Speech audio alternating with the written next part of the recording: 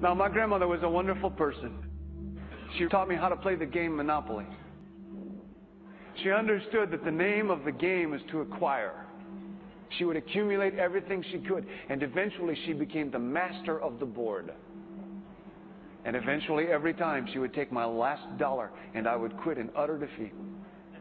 And then she would always say the same thing to me. She'd look at me and she'd say, "One day, you'll learn to play the game."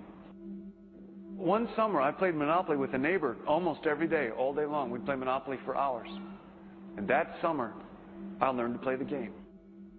I came to understand the only way to win is to make a total commitment to acquisition. I came to understand that money and possessions, that's the way that you keep score.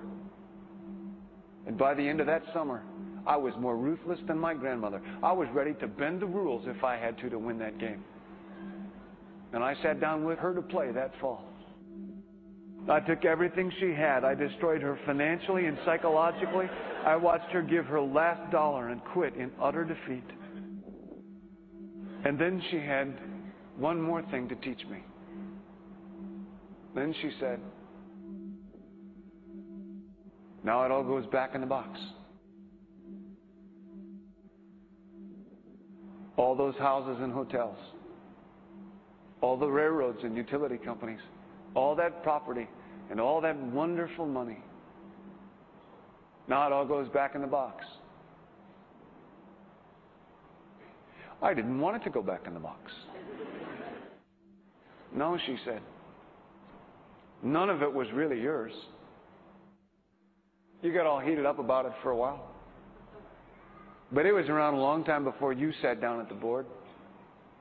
And it will be here after you're gone. Players come and players go. But it all goes back in the box. Houses and cars, titles and clothes, filled barns, bulging portfolios, even your body. Because the fact is that everything I clutch and consume and hoard is going to go back in the box, and I'm going to lose it all. That's not much of an ROI on that. You have to ask yourself, when you finally get the ultimate promotion, when you've made the ultimate purchase, when you buy the ultimate home, when you have stored up financial security and climbed the ladder of success to the highest rung you can possibly climb it, and the thrill wears off, and it will wear off,